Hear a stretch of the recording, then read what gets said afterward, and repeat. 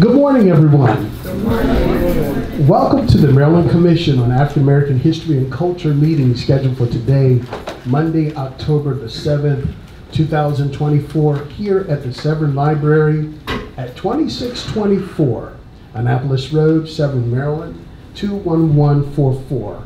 We're going to begin with our call to order, and it is as follows. Chair Maya Davis. Present. Vice Chair Khalid Aset Ahmed. Commissioner. I'm sorry. That's okay. Thank you, ma'am. Commissioner Lori Bradford.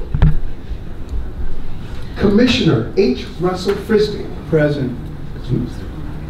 Commissioner Walter Gill. Present.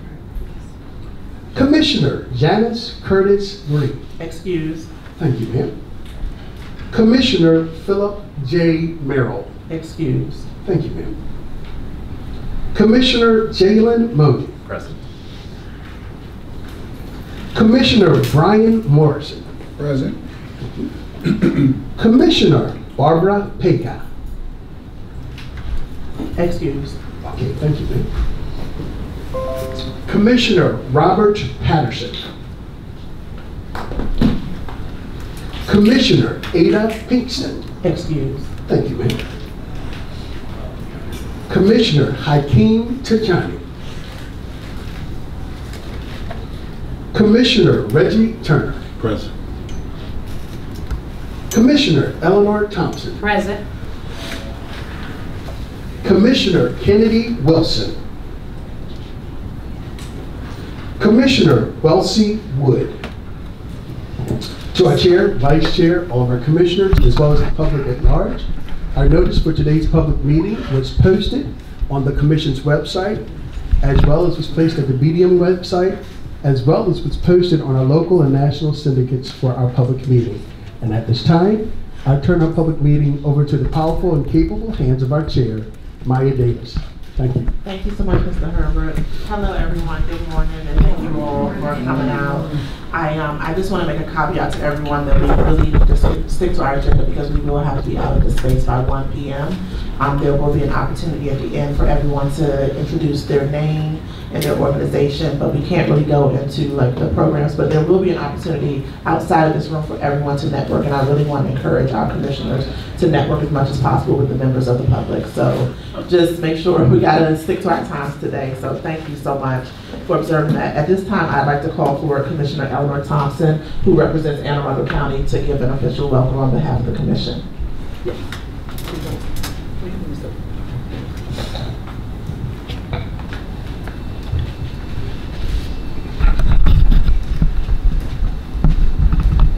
Welcome, everyone. So glad to see so many familiar faces here at Severn Library. I am Elinor Thompson, one of Maryland's Commissioners on African American History and Culture, and I represent Anne Arundel County. I'm also been on this commission for my second term, and I've had a pleasure to work with many of you across the state of Maryland, and especially the commission. Now we have to pass some torches on because we have to let the next generation know about the steps that our ancestors paid for just for you and I. That's including the commission and the commission's work. So I'm glad to be able to host this meeting, and along with the commission and the communities, you'll find out about some exciting news and programs that we are working on. So thank you all for coming today, and just sit back and relax and take in some of this history that we have been able to preserve and to protect all of our communities and our organizations. So thank you for coming.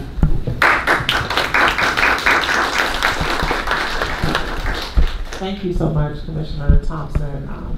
She really does a great job of representing Anne Arundel County, and Lori Bradford, who's not able to join us today due to work commitments, is also our other representative from Anne Arundel County. So as our public has the opportunity to connect with the commission, we have two liaisons here on the commission. I will now move into our committee reports from the commission. I'll begin with mine. We recently, the commission held a retreat where we gathered to kind of talk about our programming and plans for the future. It was very well attended and we received a lot of good feedback from our various committees. We were able to streamline and format our committees so that we have like 5 standing committees, including the Finance Committee, the African American Heritage Preservation Grant Committee, the BDTM Programs Committee, which now we initially had like a book drive committee, and we had an Ancestral Remains Committee, and we had a Harriet Tubman Lifetime Awards Committee, but we really realized we were really stretching our commissioners' capacity very thin. So we really wanted to kind of truncate that and put all of those under the BDTM Programs Committee so they have greater support. So now Commissioner Money will be the vice chair of that committee, and Ada Pinkston, who's not with us today, will now be the chair of that committee. But we still will have further committee lead and support on those various projects from people like Commissioner Thompson and Commissioner Janice Curtis Green to kind of help pull that off. And then we have our executive committee. So we're really excited about the work that came out of the retreat. It is a great moment for us to kind of come together outside of the public eye to really like work out the kinks of the commission and really try to move forward and present the best commission to you all. So we're really excited about that. The other part of my report is that we currently have 4 vacant seats on the commission. We have received applications from the appointments office, and we're going to be looking through them and working with the appointments office to appoint 4 new commissioners. And we recognize that there is a vacancy really across the state in counties like Montgomery County and Charles County and St. Mary's County, and we really want to start to have that representation here on the commission. We have a very heavy representation for select counties, and we just really want to make sure that the voices are being heard in those other counties that don't have representation.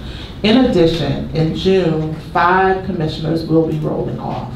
So I want to make sure that we're sharing with our public so they know they can also apply to be on the commission. That will be done through the governor's appointments office. I don't have the link behind me, but I will say you can Google it.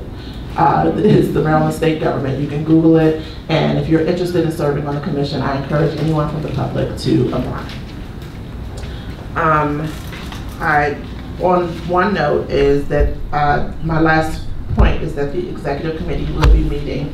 We are going to have a discussion about the public meeting and reformatting that, because we realize that the first half of our meeting is very business heavy, and the public has to wait to the very end to have an opportunity to kind of hear the public presentation and then also introduce themselves. And we are really thinking about shifting that to do the business portion of our meeting for the last like hour, hour and a half, and then allowing the public an opportunity to introduce themselves and hear about your various programs that are taking shape across the state.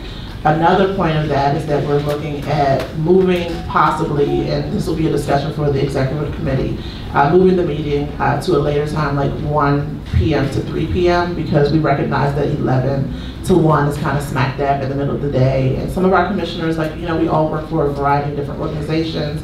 Members of the public also work for a variety of different organizations. And so if we could have it either in the morning or in the afternoon, it would make greater sense. So that's where we stand, and that ends my report as the chair. I will now hand it over to, we have to do, thank you so much, I still missed that.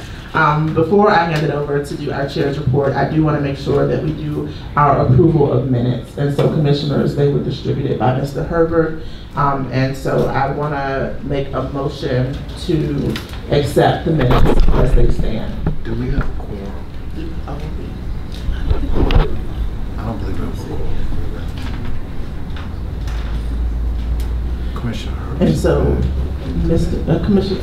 Mr. Herbert, do we have a quorum? We're 2 people short of quorum. Okay, so since we're 2 people short of a quorum, we will table voting on the minutes as they stand at this moment, and then we will move forward with our director's report from Chanel Johnson. Thank you.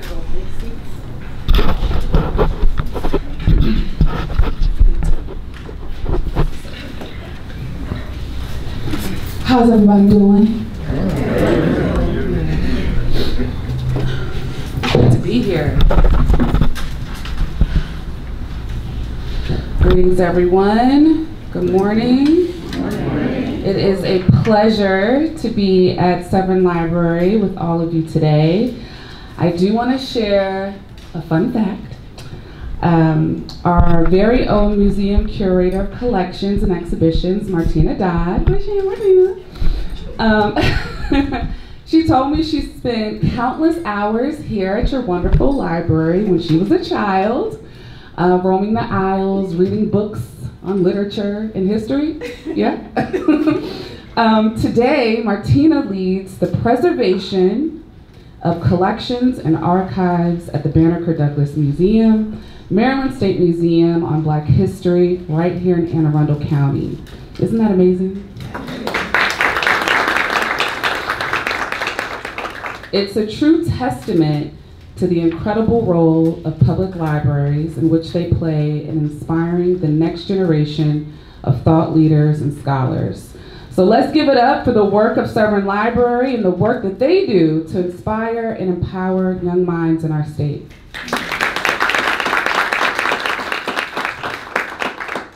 So for today's director's report, my report will include an overview of the Commission's FY 2025 goals, the Banneker-Douglass Museum August and September activities, and resources and upcoming events for the public. This report is a general overview, as commissioners have a much more detailed report of departmental activities. So in this slide, the Maryland Commission on African American History and Culture has its FY 2025 goals, which include Goal 1, strengthen commissioner communications and engagement. Goal 2, strengthen committee support and engagement with our museum and communities in Maryland. Goal 3, complete the strategic planning process. Goal 4, increase audience engagement. Goal 5, establish FY 2025 legislative priorities. Goal 6, improve the African American Heritage Preservation Program grant administrative capacity and engagement with communities throughout Maryland. And Goal 7, complete the Banneker-Douglass Museum, soon to be the Banneker-Douglass-Tubman Museum, facility repairs and upgrades. Just a special note to the commissioners that the Banneker-Douglass Museum's departments have developed departmental plans to meet our overall agency goals this year. Next slide.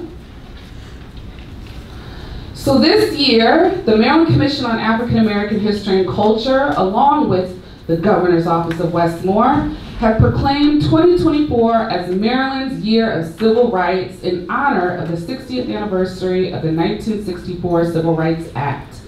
Throughout the year, the Banneker-Douglass Museum has been at the forefront offering educational programs for both youth and the public, and has introduced an exhibition entitled Revisit, Reimagine, the Civil Rights Era in Maryland and the Parallels of Today. In addition to this, various museums and organizations throughout this county in Maryland, including the Reginald Lewis Museum, the Maryland Center for History and Culture, Anne Arundel Women Giving Together, and Visit Annapolis in Anne Arundel County, are also hosting meaningful programs and initiatives throughout this year. These initiatives explore Maryland's role in the civil rights and Black liberation movements and encourages discussions on contemporary Black activism in Maryland and its influence on the national stage. If you are interested in learning more or want to promote your civil rights themed programs in your community, you can visit our website. There you can access a Maryland's Year of Civil Rights Media Toolkit and RSVP for our upcoming events and programs. Next slide. Here, I will share updates from our state's Museum on African American History and Culture, the Banneker-Douglass Museum. I'm pleased to announce that starting November 1st of this year, we will be renaming our museum to the Banneker-Douglass-Tubman Museum in honor of Harriet Tubman, one of humanity's greatest freedom fighters. You can clap it up to that.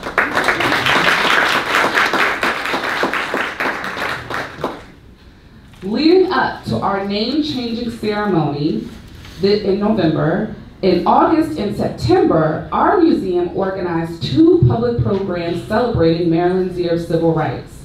We also co-sponsored 2 community events, and our staff participated on the hosting committee and presented at the Association of African American Museums 2024 Annual Conference in Baltimore. The annual theme was the Civil Rights Movement.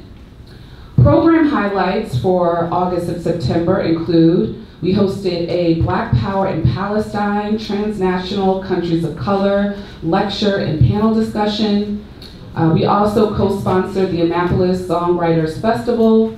We participated at the Kunta Kinte Heritage Festival. Who went to the Kunta Kinte Heritage Festival? Was it off the hook or what was it off the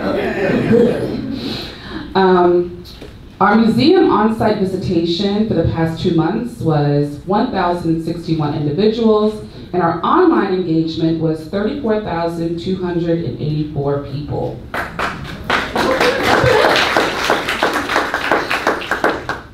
Next slide. I am also proud to announce that we have hired a new exhibits manager, Ms. Leslie Rose. Leslie brings extensive experience in curatorial research, artist relations, and art history, which will greatly enhance our museum's work and mission. Previously, she served as the Joyce J. Scott Curatorial Research Assistant at the Baltimore Museum of Art.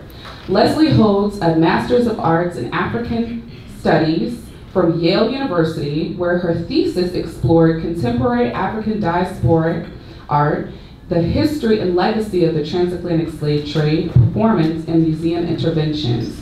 She also earned a Bachelor's of Arts in the History of Art and Architecture from the University of Pittsburgh in 2017. Join me in welcoming Ms. Leslie Rose to our team. Next slide. Oh, go back to that slide, John.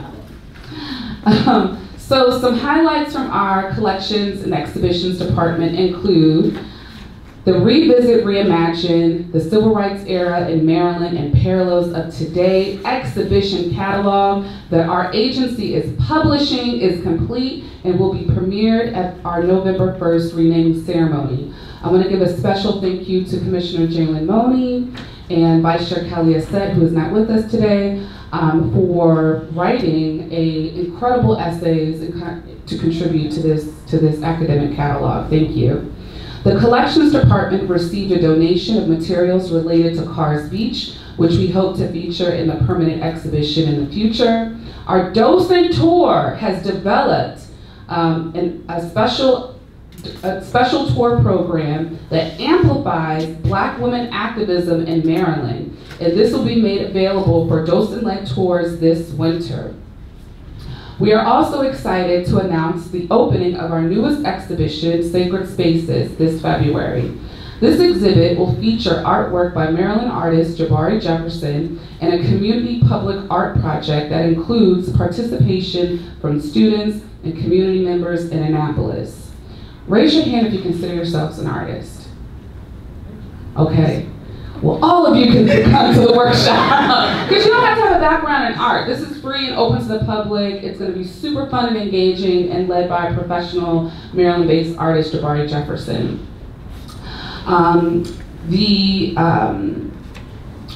Sacred Spaces, the exhibition, will explore and celebrate the spiritual and communal heritage of the African diaspora throughout history. It will place special emphasis on the museum's namesake, Harriet Tubman, Frederick Douglass, and Benjamin Banneker. The exhibit will also highlight the historical importance of the Banneker-Douglass Museum as a national preservation site, as it was once Mount Moriah AME Church, which was built in 1874 by emancipated and freeborn African Americans. We look forward to welcoming you to this exhibition and a series of community workshops that will lead up to the exhibit as well. Next slide. So some facilities and administrative updates. Overall, we are making upgrades to our museum in preparation to our name-changing ceremony that includes but are not limited to temporary museum signage and upgrades to the museum's facade and entry. Our general and docent hours include 42 hours of volunteer service. If you would like to volunteer or be a docent at our museum or department volunteer, please visit bdmuseum.maryland.gov to apply. Some administrative highlights include the staff and the executive committee have started interviewing candidates for the strategic planning consultant role. Our agency is set to begin a strategic planning process this fall with the goal of enhancing our services to Maryland. Additionally, we are hiring new full-time employees, including a chief financial CFO and a grant specialist. So those positions are currently vacant. To receive updates on job postings or to apply to these positions, you can visit jobapscloud.maryland.md, like our illustrious chair said. You can also Google it. And also follow us on LinkedIn and subscribe to our newsletter for any vacancies. Next slide.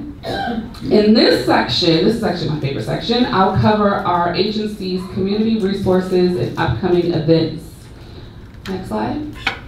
So I'm proud to announce that the Banneker-Douglass Museum, in collaboration with BG&E Exelon, is providing travel expense support to schools throughout the region. This initiative will allow students to have an enriching visit to the museum where they can participate in docent-led tours and engaging hands-on activities. Students will have opportunities to delve deep into Black history, art, and culture alongside knowledgeable museum educators and artists. Don't forget to grab a flyer. Do we have a flyer? I hope we have a flyer. Yes, we do. Okay, great. And share this exciting opportunity with teachers and school administrators in your community. Next slide. On Saturday, October 12th, remember, you don't have to be an artist for this, our museum is hosting the Sacred Spaces Community Art Making Workshop. The workshop is open to families, youth, and art enthusiasts, and led by artist Jabari Jefferson. Artwork created in the workshop will be included in our upcoming exhibition, Sacred Spaces, this February. Next slide. On Saturday, On Saturday, October 19th, at Mount Calvary United Methodist Church, right here in Anne Arundel County, the Ancestral Remains Committee are hosting a community event entitled Building Trust and Engaging with Descendant Communities Workshop. You will learn more about the workshop during the committee reports, but please make sure you take a flyer at the resource table to learn more and share with your networks. Next slide.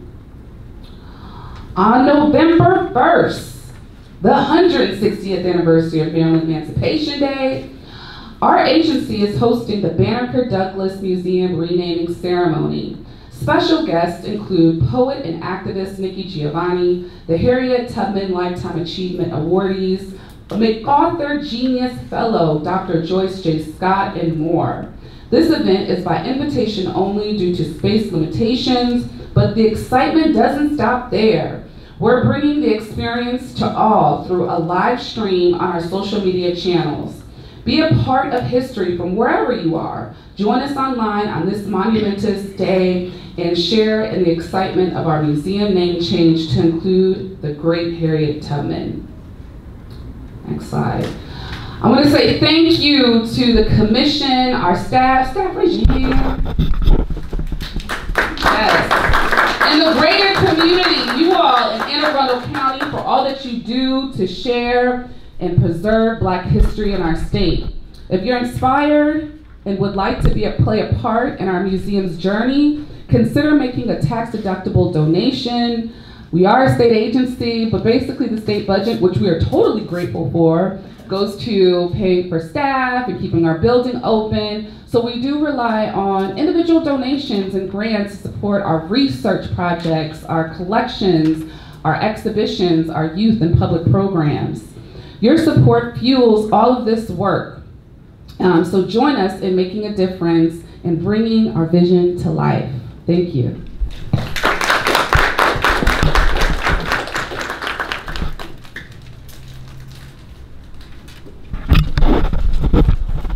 for that great report, Chanel. At this time, we will hear from our Finance Committee Chair, Mr. Reggie Turner. Good morning, everyone. Good morning. In regards to our recent financials, for the fiscal year appropriation, we were appropriated $1.6 million. We still have 73% of that appropriation remaining, with our total expenses through the end of September of $426,776. Currently, we have 2 positions that are open for recruitment: our CFO position, as well as our grant specialist position, which will be posted this month, correct?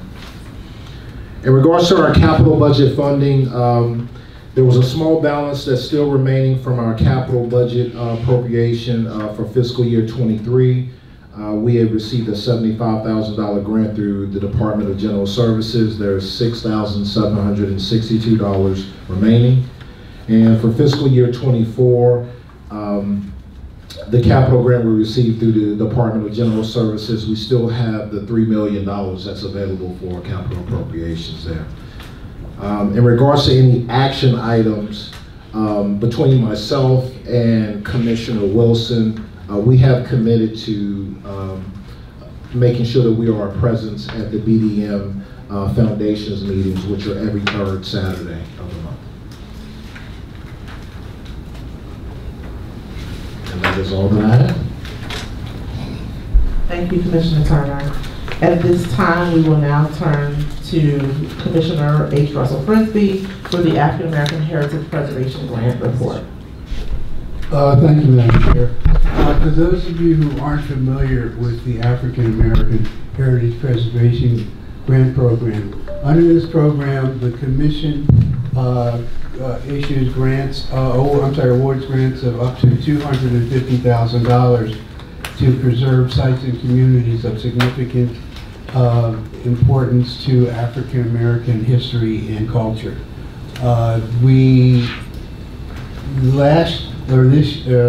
Last year was the first time that we were able to award grants of up to $250,000, thanks to the governor and the legislature. Before that, we were limited to grants of only $100,000, and that has made a big difference. This year we have 75 applications. Given the number of applications, we decided to change the procedures a bit, and in addition to the commissioners who are doing the additional reviews, we have 14 other individuals who will be assisting us. To accommodate these changes, we have created new reviewer guidelines as well as a site visit policy discussing everything from how to conduct a visit to avoiding conflicts of interest. We have since then we've hosted 2 grant reviewer panel orientation and training programs. We will shortly begin our review of the applications and hold an initial meeting to discuss the applications on November 13th and 14th.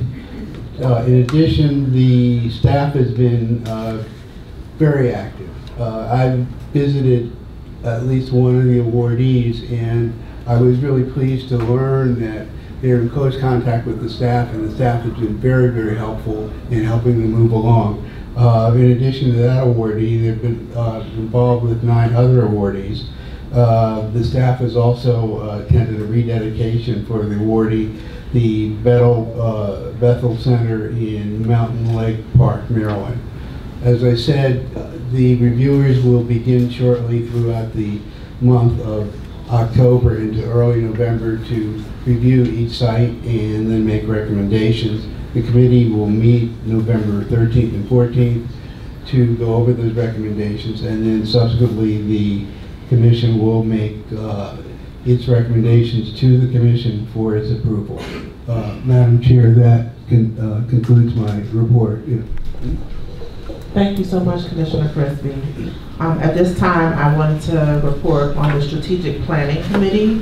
We actually received 4 applications for a strategic planning consultant. We have decided to move forward with interviewing 3 of those consultants, and we held one and we'll hold 2 interviews tomorrow. So that really essentially wraps up my report on the strategic planning, and then by the December meeting, we shall have someone to announce publicly. At this time, I will move forward in place of Ada Pinkston, who's the chair of the BDTM committee. Commissioner Elinor Thompson will be giving that committee report and then the subsequent projects beneath that. Thank you.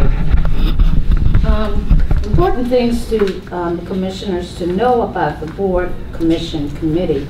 The committee is in a consolidation of the Ancestral Remains Cemetery Research and Preservation Subcommittee, Ad Hoc Book Committee, and the Harriet Tubman Awards Subcommittee. Updates. The Harriet Tubman Committee has confirmed the agenda and are arranging logistics for the Harriet Tubman Awards and Museum renaming on November 1st, 2024. The Ancestral Remains Committee continues to do the work of honoring the ancestors. And on September 28th, we had held a public workshop, and it was held at Bryan's Road Community Center to share information about the ancestors found in Charles County, Maryland. And Monday, September 16th, we had a descendant community outreach workshop, and items in progress pending, the Anne Arundel County Descendant Community Outreach Workshop at Mount Calvary United Methodist Church from 11 o'clock to 1 o'clock. Now this will be our last workshop we'll have within the community, so please come on out and attend that workshop. It's very, very important. We have some new things that we want to tell you about discovering this ancestral community. And if you have any questions, you can sign up to volunteer at any point in time to become a part of this project and process, because this is going national. So we want to welcome everybody, not just from Anne Arundel County and the 5 different regions that they found the remains at. We want to welcome everybody, because people move from place to place. So your descendants is going to move from place to place. So please visit our website at any time and learn more information about the Ancestral Remains project.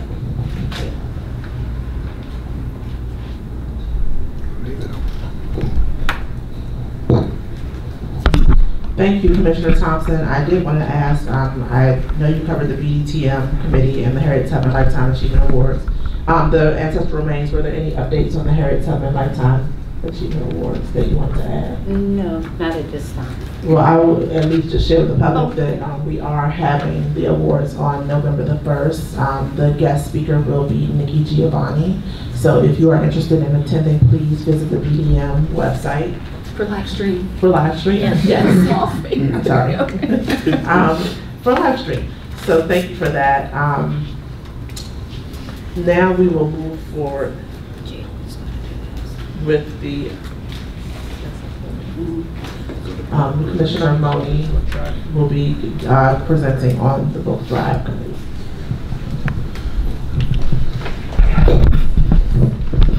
Good morning. It is so fitting to be reading this report in a branch of what is now Maryland's first book sanctuary. So thank you to each of you that have been involved either during International Literacy Month, Banned Book Tweaks. That's the purpose for this subcommittee's work, and it's even more important in light of recent hatred and bigotry surrounding the first Black-led republic, the first independent Caribbean state, and the second independent state in the Western Hemisphere, Haiti. 2 weeks ago, the American Library Association's Office for Intellectual Freedom just released preliminary results on attempts to censor books in public libraries and schools and academic libraries for the first 8 months of 2024. Back in June, we were able to share data from 2023, but it's awesome we have this to reflect on, and unfortunately confirms the work that we are doing. Between January 1st and August 31st of this year, the office tracked 414 attempts to censor library materials and services. In those cases, that amounted to roughly 1,200 unique titles that were challenged. This data is compiled from library professionals like those here on site reporting, as well as what we're able to gather from media, but we certainly understand that it only represents a snapshot of those that are challenged, since many go unreported. This also includes instances of soft censorship. For example, when books are purchased and placed in isolated areas, not used in library displays, or otherwise hidden out of fear of challenges that illustrate the impact of organized attempts of censorship. It also represents those that have been excluded from library collections, like those taken off the shelves before they are banned, or not purchased from library collections in the first place. So I have an exciting announcement to share. We're really proud of what happened in the inaugural book drive, and eager to announce that we'll start the second book drive on Maryland Emancipation Day. So November 1st is going to be really, really busy. But Commissioner Wilson and I will be speaking to all of the library agencies across the state in the next few weeks. And I do have a number of updates to be sharing with you all today. So please refer to africanamerican.maryland.gov/book-drive for all updates. And what we do want to share about that page is there is a new overview of the actual drive itself, frequently asked questions that we heard a lot of it from community partners and libraries across the state. A toolkit is forthcoming along with the flyer, so you may be able to recognize that at your respective library, as well as an honor roll of participating community partners and libraries from the first year. So as we continue to expand that, please do look at that webpage as a resource, and please join in our work. We certainly don't do it alone. Our state doesn't do it alone, and it really does make a difference. That concludes my report. Thank you. Thank you, Commissioner Money. And at this time, we will hear from Commissioner Brian Morrison, who is the chair of the Public Relations and Historical Committee. Good morning, everyone. Good morning. That's sort of fair. My school teachers and me, I need energy. So I sort of vibrate off of the energy of the folks in the room. I am the newly appointed, sort of voluntold chair of the public relations. I'm still getting used to it. I'm calling it human relations, but the public relations and historical committee.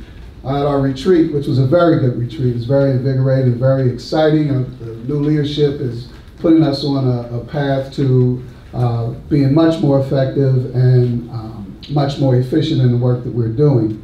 The work of this committee is aligned with our goal number one, our priority one, which is in getting the word out about what we do here in the state of Maryland in regards to African American history and culture. And promoting what the commission does and what the museum does as well. So in that regard, that is our charge. And what we have been focusing on right now is really getting our ducks in a row so that we can effectively do our work. We had our first organizing meeting, and we've decided that we're going to work in 3 subcommittees. One, to revitalize our newsletter, which is the Pendulum. The second one is dealing with our social media areas. And the third is to deal with public statements. One of the roles that we have is to make public statements about different events and different things that occur in the community and historical statements. Commissioner Gill, Commissioner Packer, Commissioner Thompson, and Commissioner Green, Commissioner Green have volunteered to work on the newsletter. We're still sort of solidifying the other 2 subcommittees, and that is pretty much where we stand. We do have one outstanding recommendation, request for support that we're still in the process of making a decision on the Ameristar request for the bridge in Harford County that was connected to Underground Railroad in the antebellum era. And I think that is it for my report. Thank you. Thank you, Commissioner. Oh, but I'm sorry. I just want to do one plug. We are building our social media presence. We do have a LinkedIn page currently and a Facebook page. So we would encourage all of you to pull out your devices right now and like us on Facebook, connect with us on LinkedIn, send your friends, families, loved ones, enemies, and all to be connected, because we really, really want to leverage social media and getting the word out about the things that we're not only what we're doing, but also the great work that you're doing, because your work is our work. We're all in the business of promoting the African American history and culture of Maryland. So the work that you guys are doing, we just want to amplify it. And we are building our capacity to be able to do that through our social media presence. And as well as for our commissioners, please do the same. Sign up, post, share, like, do all of that. As they say in Chicago, vote early and vote often, post early and post often. Thank you so much, Commissioner Morrison, for that. Before we move on to new business, I just want to make sure none of our commissioners have questions for the committee reports that they've heard here today. Seeing none, we will now move into new business. Just to share with our commissioners, the Executive Committee will be meeting to discuss the Maryland Commission on African American History and Culture, conflict of interest and conflict resolution policy. We will be sharing that out to all commissioners so that they have a chance to review over a 30-day period, and then we will come back together in December to vote on the Maryland Commission on African American History and Culture, conflict of interest and conflict resolution policy. With that, I don't have anything in addition for that with the new business. I think now is our time to bring forward our guest speakers from the Severn Improvement Association. Thank you.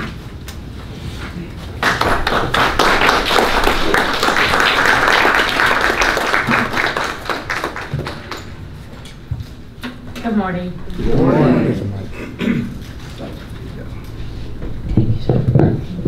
Good morning. I'm Tracy Williamson. I am an educator in Arizona County Public Schools for 30 plus years. I'm also the president. Thank you so very much. I'm also the president of the Severn Improvement Association, and it is our honor to host you all today for this special event. Our community is so happy to be here, and I'd like to turn it over, and our community, have quite a few members of our community here to support us this afternoon, so this morning, and I'd like to turn it over to Auriel Mayberry-Gaballa, who is our secretary.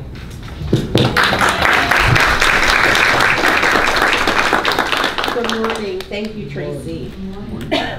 So our presentation this morning is on behalf of the Severn Improvement Association, and we have been serving Severn's Queenstown community since 1959.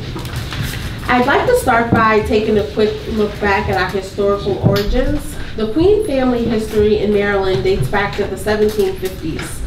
There was a Mary Queen. She was brought to Maryland, speculated to be from Ecuador, in 1715. She was enslaved on the Gypsy White Marsh Plantation. She had a grandson, Edward Queen. He was born in 1754 on that same plantation, and he was freed by a petition in 1794 in Maryland's General Court on the Western Shore. And we thank Mr. Kevin Porter, the founder of the White Marsh Historical Society, for this background historical information that we have. Next slide, please. So Edward Queen, the grandson, he convinced an all-white jury that his grandmother, Mary Queen, was a free woman. And as a result from this, there were 12 more Queen family members that were freed in 1796. A couple of prominent lawyers that represented the Queen family during this time, Gabriel Duval, he went on to become a future U.S. Supreme Court Justice, and Francis Scott Key, the author of our national anthem. Both of those gentlemen represented the Queen family during these freedom lawsuits that continued until the Emancipation in 1864. So the Queen lineage in the Jet Suit Order. The Prince George's County Jet Suit White Marsh Plantation was managed by a Father John Ashton. And this is the focus of the Queen family cases. In his will, Mr. Ashton, he freed 2 Queen family members who appeared to be his children by enslaved women. Next slide, thank you. So just to fast forward a bit, this building is very relevant to Queenstown history. Built in 1932, initially it contained 2 classrooms and 1 library, operated as a school, Sunnyside School, from 1932 to 1966, and would become Queenstown's Rosenwald School. In 2010, our Rosenwald School was inducted into the National Register of Historic Places, and this is now the Severn Improvement Association's headquarters. It is a county-owned building. We are currently in an 80-year lease with the county, and we sublease it to Little Queens and Kings Daycare for community support, providing affordable childcare for our community. This is just a couple visuals so you can see the evolution of our Rosenwald School. On the top in the middle, that's how the building looked when it was first built. And then we have undergone some renovations over time. And on the bottom, you can see how we're looking today. Queenstown has several local sports heroes, and it was a great accomplishment of the Severn Improvement Association to have our baseball fields at Queenstown Park dedicated to a couple of these teams in 2007. We have dedications to the Severn Wildcats and the Severn Pirates. I'd like to mention a couple very prominent folks with Queenstown and Severn Improvement Association roots. Miss Sylvia Gaither Garrison, a Fulbright Scholar, a namesake. We have the Sylvia Gaither Garrison Library at the Banneker-Douglass Museum, a community activist. Miss Sylvia Gaither Garrison collaborated closely with former County Executive Janet Owens. She served on several boards, including the Severn Improvement Association for over 40 years, and played an instrumental role with the county and state regarding Route 100, along with Mr. Melvin Kelly, who I have next here. Mr. Kelly, a philanthropist, has served on several boards as well, including the Severn Improvement Association. And actually, Mr. Kelly just stepped down from his treasurer position earlier this year in the SIA. Also a former Maryland Commission on African American History and Culture Commissioner, Mr. Kelly was very crucial in the negotiations with Porterfield Crossing developers. Those developers purchased industrial land right alongside Queenstown and built the shopping center area along, off of Porterfield Road. Mr. Kelly is very involved with Baltimore Washington Medical Center Tate Center building as well. A couple other contributions since the SIA has been in motion in 1959. We host our annual Queenstown Day Parade and Park event honoring a Mr. and Mrs. Queenstown. We have consulted with the Board of Education on nominees. They reached out to us many times to consult with them. The SIA has advocated for Queenstown during the planning process of Route 100. Initially, developers and the state wanted Route 100 to essentially split Queenstown community in half. We would have essentially lost our community then. And due to the application and negotiations with the SIA and community during that time, we were able to somewhat settle, and we only lost, I believe, 2 properties in Queenstown. Good stuff. Yes.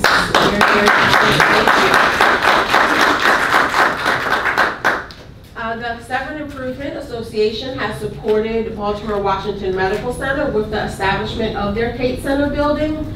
And we have been known to organize our members to volunteer as election assistants, managing voting polls during election time, like now. And today we are still very proud. Our community, in our community, there are several owned and operated trucking companies on Queenstown Road, derived from the truck farming industry, so very popular in Anne Arundel County. And Gaither's Trucking is a very well-known trucking company throughout Anne Arundel County and was one of the first trucking companies out of Queenstown.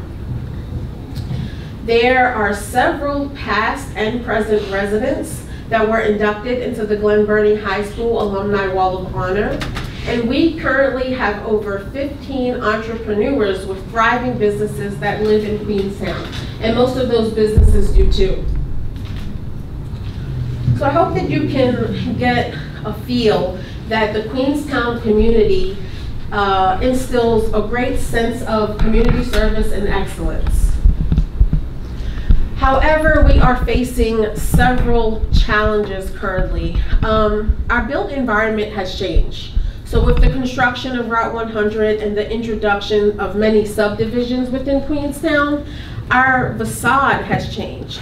That plays a very important role when we look to Anne Arundel County for certain historical designations. We kind of don't really meet and fit that criteria. Overdevelopment.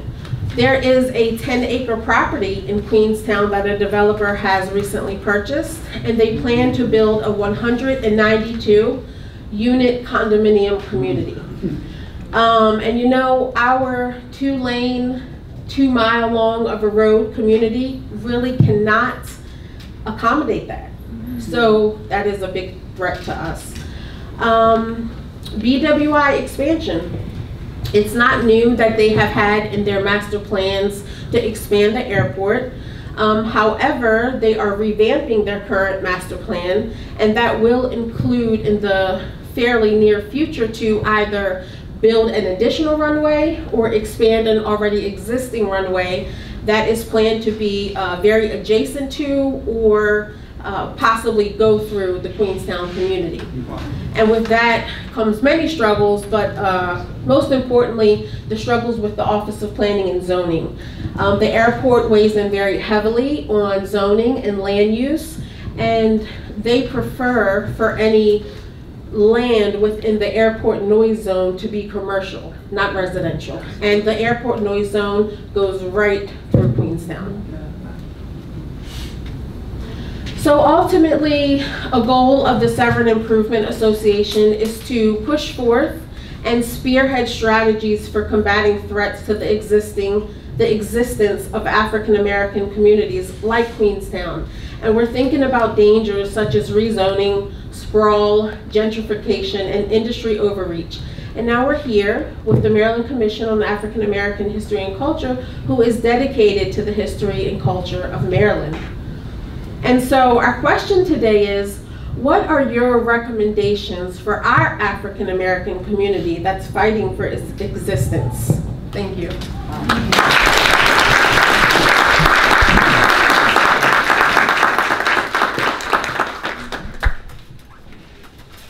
Thank you so much, Auriel, for that presentation. And I love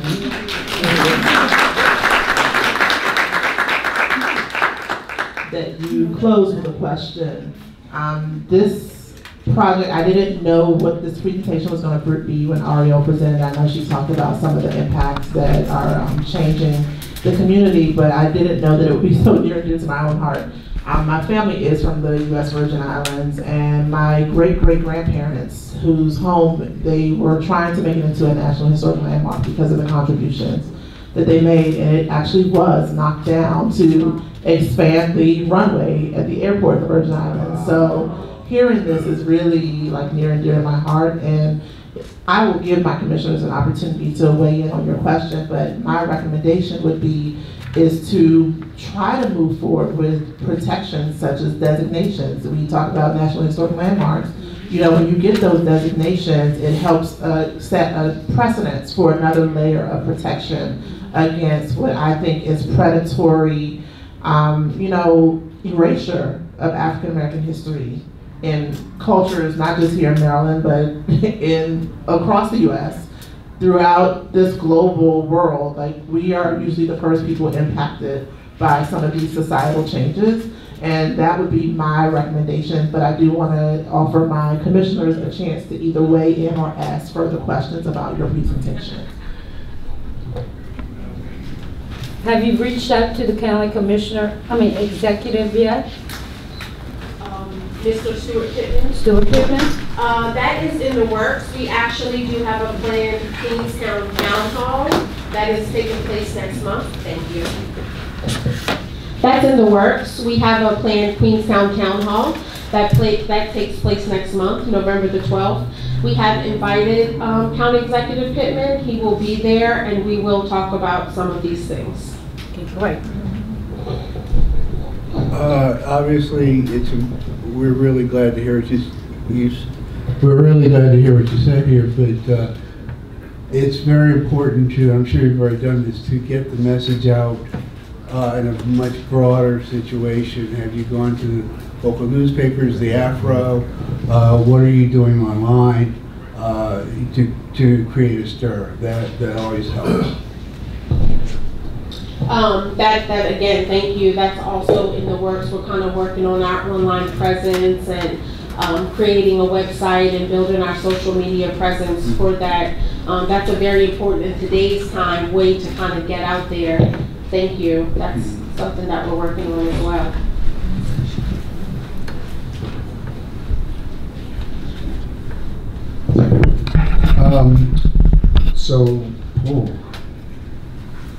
As the chair identified, this is not a unique problem. This is not something that is just affecting Queenstown. I would suggest that we consider in our legislative priorities some kind of a strategy to leverage whatever political capital we have to make some kind of statement at the state legislature around these kinds of issues in general, and identify specific communities that are under threat, and see what we can do to, on the state level, impact these kinds of issues, this kind of stuff from happening. Secondarily, you mentioned a town hall. Perhaps some of the commissioners can be present at the town hall to speak on behalf of your efforts and to show our support for preserving the Queenstown community. So we're here for that. That's a part of our role to do that. So those are two things that I would suggest and recommend that we could do that might lend some support to the work that you're doing. I would like to follow up with what the commissioner said. One of our mandates is to protect and preserve communities of special interest and importance to Maryland African American history and culture. We've never done this, but Madam Chair, I would suggest that we begin to think about identifying certain communities which are of critical and historical importance and declare them to be historic African American communities.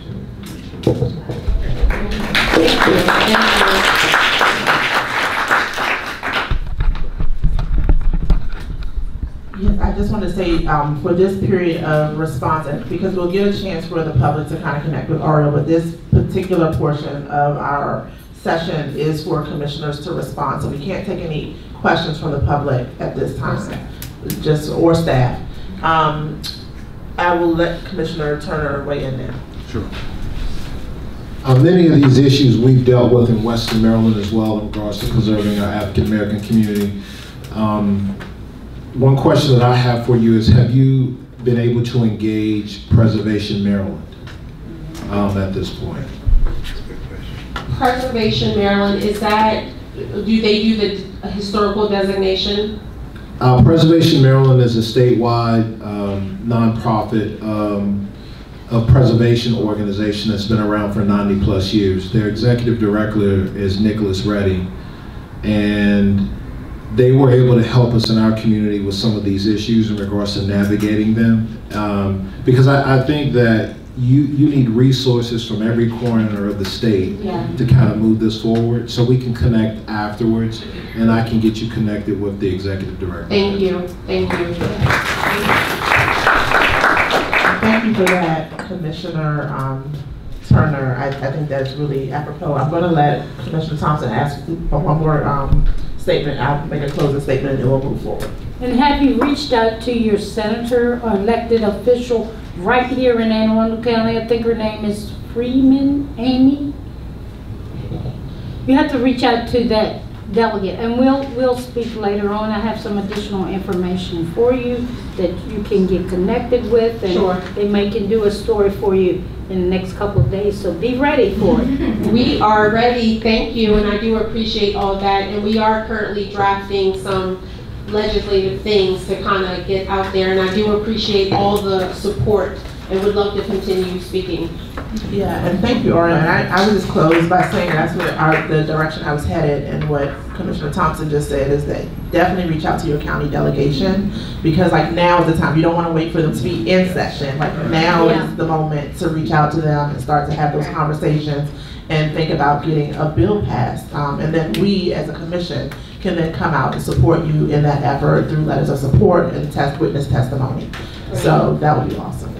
Thank you. Thank you so much. Thank you so much for that presentation. And I mean, Commissioner Frisbee, you hit the nail on the head. You know, getting those designations from organizations like Maryland, Preservation Maryland, from the National Trust for Historic Preservation. They work with an endangered list, so I would also add that to the list of things to do as well. So we will now move forward with having our members of the public introduce yourselves, your name and your organization, so that we can hear from everyone in the room. And then after that, we'll adjourn, and then we'll have time to network outside of this space, just because we have to vacate this space. I will have Mr. Smoot start with folks in the back.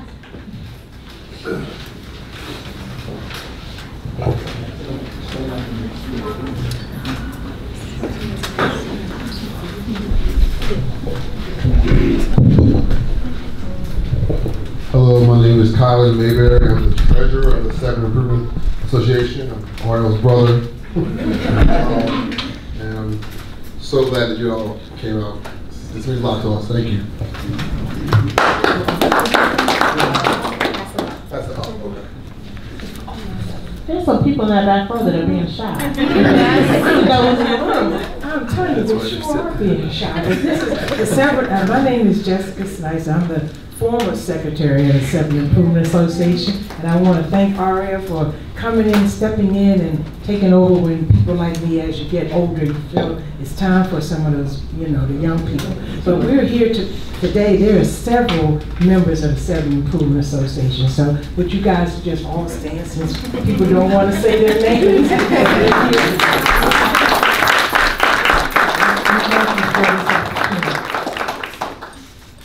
Hi, good afternoon, everyone. I'm Stephanie Boyle, and I'm the Program Officer for History at Maryland Humanities. Happy to be here. I'm Melvin Kelly, former member of that body. One of the original members of the SIA some 60-some years ago. And I'm grateful to Kyle for stepping in and relieving the old body. Hi, my name is Cheryl McLeod. I'm also served on the commission. I wear different hats. Today I'm wearing one on behalf of the League of Women Voters. I have a button I didn't wear today, Danger Educated Black Voters. Because it is very important that we not just vote, but that we are educated as to who to vote for. I'm not sure in this county that you find these in the libraries, but in Howard County, the guides, the voter guides are out. And it is extremely important because it gives you all the information you need about the referendums and about your candidates. What we kind of do is we have kitchen table discussions where we sit around with groups and we go through this document so that everybody is aware. And we definitely want to make sure that people downvote in addition to just voting at the top, because as said, with boards of education, with judges, they are the ones that affect us on a daily basis, and we want to make sure that we are educated and vote for them as well. Thank you. My name is Marva Harris Watson. I represent John Wesley United Methodist Church Cemetery in Eastport, Annapolis, Maryland. Good afternoon. My name is Greg Daniels, and I'm with Mount Calvary Community Engagement Corporation. And it's always a pleasure to come and attend the meetings because I always learn so much, and also we're very gracious for the grant that we received to help prepare our meeting hall at Mount Calvary. And just say, good to be here. Thank you. Thank you. Thank you. Good afternoon. My name is Carol Gaither, and I am a great supporter of Auriel. We live in Queenstown. We're fighting for our community. And what we heard today can help us. I'm not on the board, but I'm a fighter in the community. Right. I'm an advocate for this very strongly. So anything we can get, any information, we will use it, and I will help Auriel if she need help. But definitely, we try to save Queenstown. That is our goal. When we was at the meeting with BWI, he had a lot of plans for the airport. And he came to, and he said, I said, okay, that's great, you're bringing jobs. But what is your plan for Queenstown? And that's what we want to know. And that's what I stand on. Because most of us been there 94 years, 95 years. The oldest person in Queenstown right now is 95, and they've been there all their life. And so that's what we're fighting for, Queenstown. So if you can help us, we appreciate it. And we'll keep fighting and sticking with Auriel and the Severn Improvement Association, fighting for Queenstown. Good afternoon, everybody. Excuse me. I'm Alana Norwood. I am new at the University of Maryland Library and Archive Special Collections. I'm working with Dr. Floyd, my colleague here, to document and preserve oral histories and other materials that are associated with descendant communities. So, yeah, it's really good to be here, and I'm learning a lot about the great state of Maryland. Good morning, everyone. I'm Joan Floyd. I have the pleasure of being the curator for Maryland and Historical Collections at the University of Maryland and Special Collections and University Archives, and also the great pleasure to work with Fisher Family Fellow, our inaugural Fisher Family Fellow, Alana Norwood here. I wear many hats. I am a proud daughter of Queenstown, former vice president of the Severn Improvement Association, and past Banneker-Douglass Museum director and executive director of the commission. So as I kind of support and advise the Severn Improvement Association, I, for one, knew there would be no better place to talk about the issues that we're facing as we work to fight erasure of this historic African American community than to come to the Maryland Commission for African American History and Culture, ask for your support and your advice, and you have not failed us. So thank you so very much. We will stay in touch.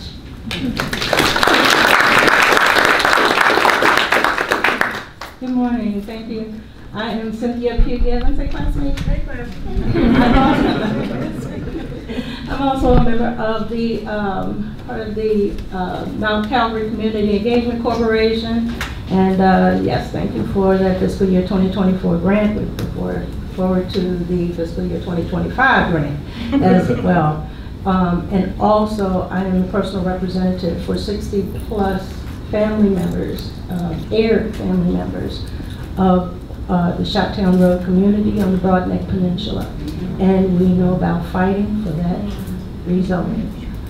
Actually, it's restored zoning because it was R1 initially and they changed it to RLD. So that was a fight. We attended en masse those meetings at the county council, and met with County Executive Pittman, as well as Mr. Pete Smith. So you had to see what all the fuss was about. And we showed it. So I wish you all the very best. You got to fight. Attend those meetings online, submit the information. We even had shirts made. So please tell us wrong. All right. So, yes, thank you all. We'll take a motion. Thank you. My name is Irving Gaither. I represent the Northern Arundel Cultural Preservation Society, as well as the White Marsh Historical Society, which was mentioned in Auriel's talk today. And so that organization represents the enslaved descendants of the Jesuit communities in the state of Maryland. There were at least six plantations that was run by the Catholic Church in the state of Maryland. So I'll say to everybody in the room, hi cousins, because most of us here in the room, we are cousins. And the Queenstown is named after the Queen family, which is a major family in our organization. So thank you for the work that you've done. We'll continue to be in touch with the projects that we're working on. Thank you.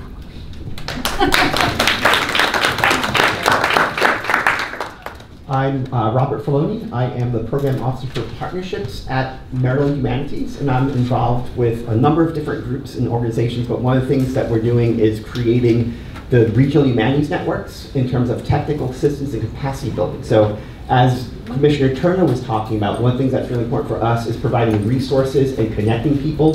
We recently received a grant from Preservation Maryland specifically for historic preservation work.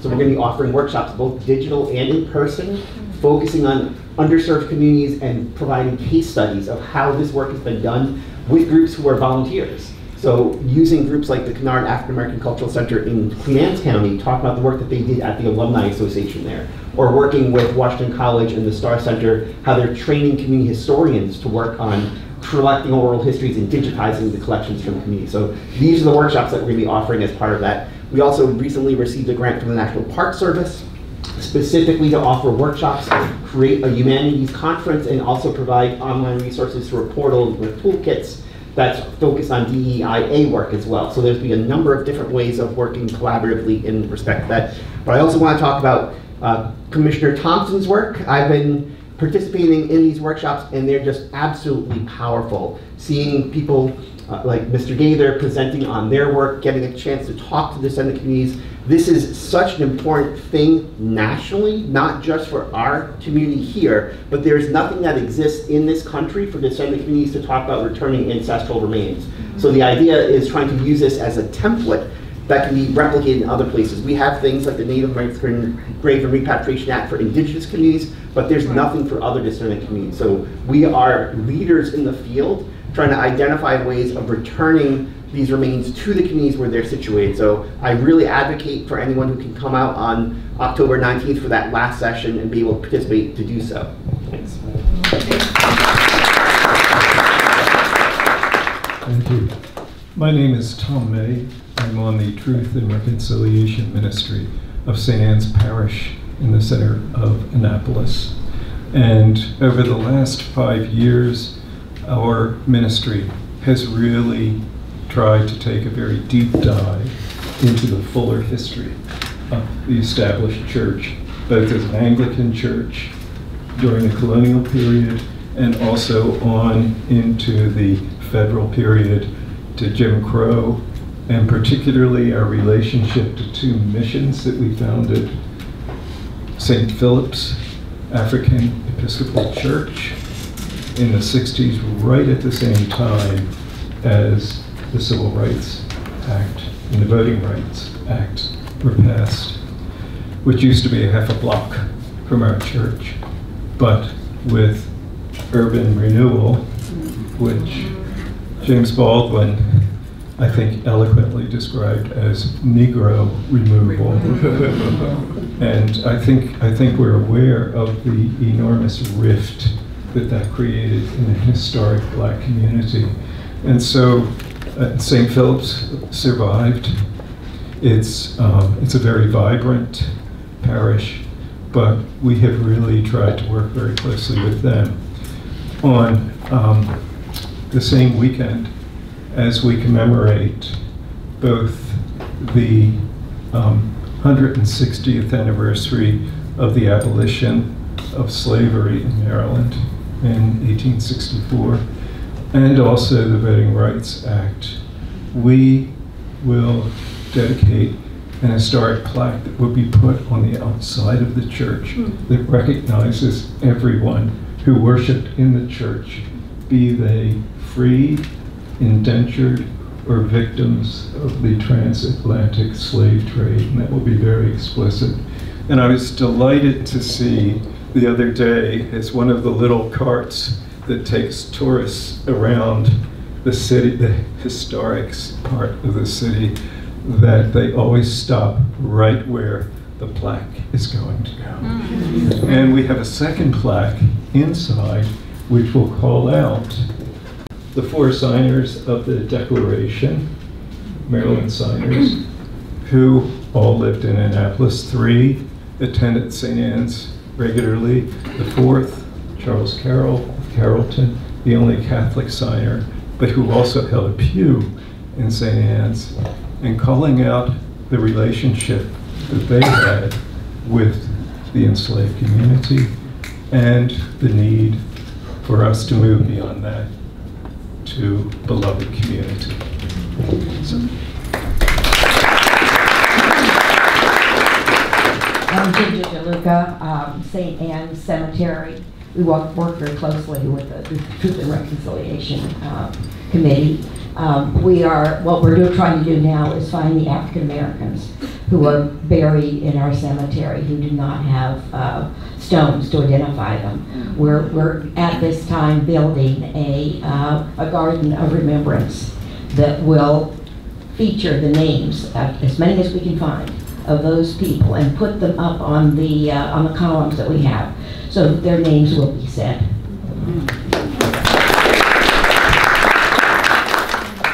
Good afternoon, everyone. My name is Deborah Odom Price.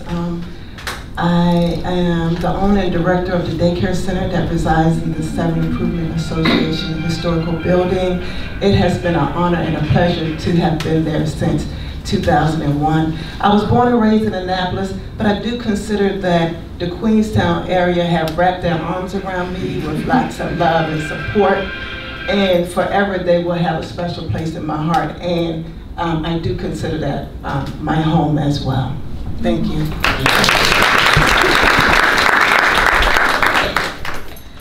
Is it afternoon? Good afternoon. My name is Roberta Gill. I am the sister of Commissioner Walter Gill, and I am his ride for today. And I try to learn something new every day, so I'm on overload today. Yes, good afternoon. My name is Sandra Howard, and I am a resident of Arundel County. I live on the Russet side. I'm a transplant from New England, but I've lived... Welcome to the real world. Yeah, the warmer real world. Yeah, but I've lived here for some time now, 30 years or more in the Russet community. And I am a retired person who decided to go back to school upon retirement, and I am pursuing a master's degree at Goucher College. And Rob Forloni is actually one of my professors, and he's the one who suggested that I come here today, as I was interested in issues of African American heritage, particularly in the Maryland area. So thank you all for making this transplant welcome. Thank you.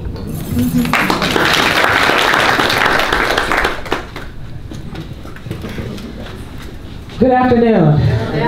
My name is Claudia Allen. I'm the Director of Advancement for Maryland Humanities. I have the pleasure of working with Rob and Stephanie, who you met a little earlier.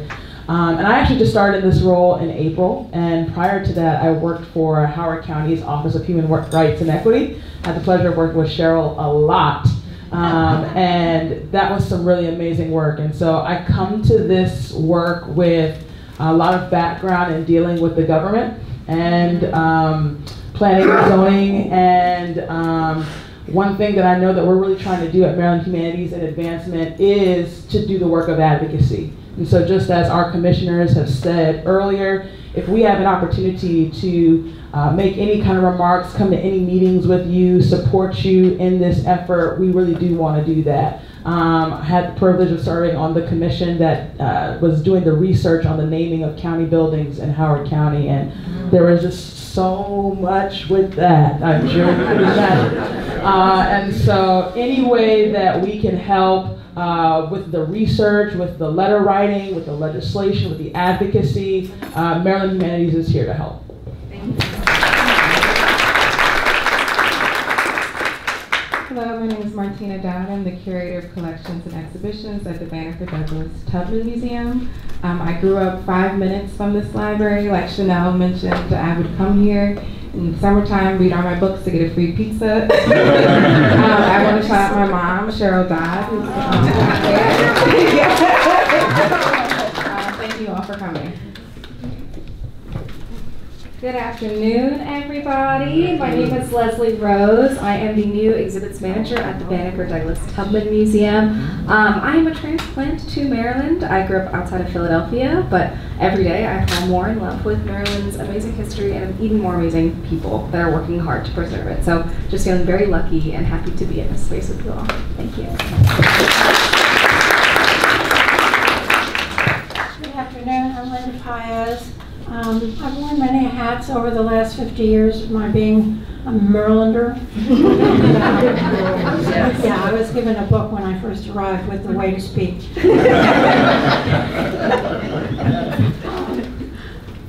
Two of the hats I've been wearing for the last few years are being on the board of directors for the Goshen Farm Preservation Society in Cape St. Clair. I've been asked to do research. One of the hats I wore for about 20 years was the director of reference services at college libraries, and so they thought, oh, ask Linda to do the research. So I've been plowing through a lot of archives and finding little of what I really need to show what happened to the 11 enslaved people on that plantation. One of the things Goshen Farm has done, which I think is remarkable and unique, is that they've set aside a whole area, acreage of the plantation that's left, and named it the Henson Hall Slave Garden. And they give tours to the public, especially to student groups, to show them how and what these people raised, what they ate, what seeds they brought with them from Africa, etc. If you ever get a chance to go there or want a special tour, you can contact me, but you have to be a member to just walk in. You can request a tour of yourself or your family or your friends as well and not be a member. But hey folks, for $35 a year, you can't beat the price of being a member and come and go with Will. So they have many other events there, but that's the one that I think is relevant to today that I wanted to share. My other bigger hat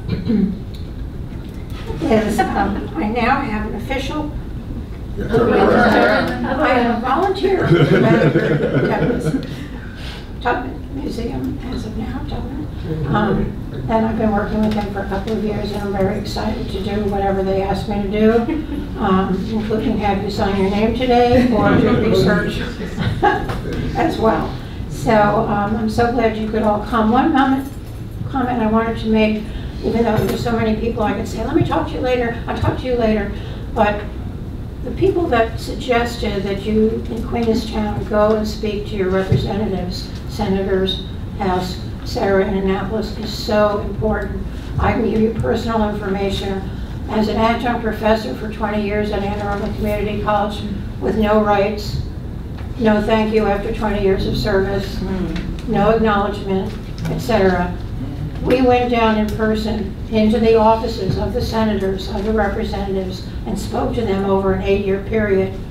And as of last year, they finally passed a law allowing unions for community college adjunct professors. Wow.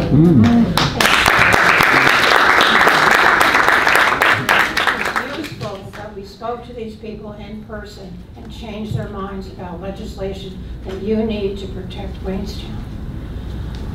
I was a single parent who raised 3 children alone and worked 3 and 4 jobs at a time, so I was never aware of something called the Old Fourth Ward in Annapolis, even though I live 15 minutes away. And I went to a city council meeting recently where people who are descendants of the Old Fourth Ward residents spoke. I had never been to a city council meeting before, and I was astounded. They let one person after another get up and speak.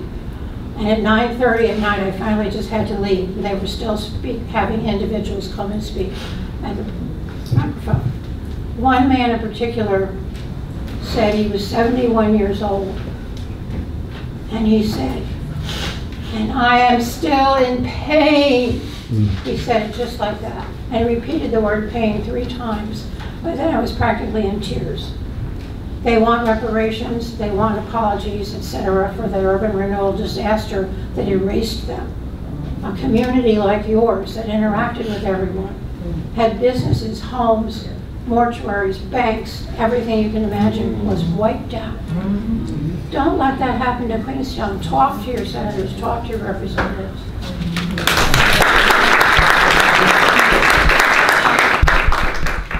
Good afternoon. My name is, that voice surprises me too. My name is George Collins. I'm president and founder of the African American Firefighters Historical Society. And I'd first like to commend the commission, who is second to none in the country, and it's good to know that what we do here, people are going to repeat across the country. So we are. Also want to thank you for allowing us to receive another grant. Shameless plug, I do have some flyers. Our website is up for our museum. So the grant was for the renovation of a 120-year-old firehouse in East Baltimore, Oliver community, not too far within like a quarter of a mile of the National Gray Blacks and Wax Museum. So we're going to be in good company. And so thank you for the grant as well. We also have a partnership with the Baltimore Peel Museum. We are their first inaugural museum, what do they call it? Incubator program.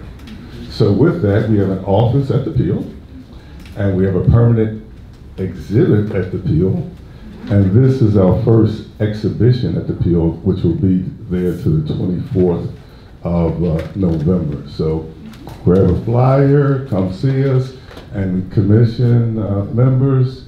I take a couple hours out of my Monday every other month. If I could make it, I'm here and or there, because often it's somewhere where I got to take an hour or so to get there. But hey, the fact that we can go all over the county, all over the state, and be able to affect communities' lives, it speaks for itself. So thank you very much. And who's next?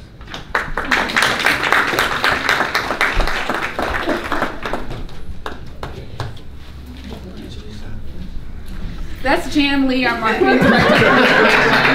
She's amazing, incredible. And that's Taja Cropper. She's our marketing coordinator. And in the back, LaRon Herbert, a administrator, and the manager of our after school programs and youth initiative, Mr. Abiola. I want to say thank you to each of you for respecting the time. This is the first time in a long time we are going to end early. And I got to give a shout out to Mr. George Collins. If ever there was a member of the public who would get perfect attendance for attending our meeting, it is George Collins. And just acknowledging, one, I got to acknowledge our immediate past president of the Banneker-Douglass Museum Foundation, Ms. Beryl Hall. She likes to hide out in the back, but she's here. And then also our commissioners who continue to show up even after their service. To have Commissioner McLeod here, and also, I see you hiding back there. you know, it is just so honorable, and to see many of your faces who are repeat visitors as well. This means so much to us. George, I'm so happy that you shared about your grant, because you applied for a number of years, and I know that it wasn't always successful, but I just want to make sure that the message is put out to everyone. You know, we receive a very competitive set of applications for this, but I want to encourage you to please come back and consider applying again, because you may not get it this year, but the next year there may be an opportunity. It's not guaranteed, but I just want to encourage you. George is definitely a testimony of somebody who has remained steadfast in applying for this grant and was finally successful in getting it. We are very proud to have this because it has such a great impact and reach across our state. And it is really the foundational work of what we do here as a commission. So I will stop my remarks so that we can start to prep and exiting this space, but there will be opportunity to network after this, and we hope to connect with you all. At this time, I'd like to entertain a motion to adjourn our meeting of the Maryland Commission on African American History and Culture. So moved. Second. Second. It's been properly moved and seconded. All in favor, please say aye. Aye. Aye. Thank you so much for joining us here for the Maryland Commission on African American History and Culture.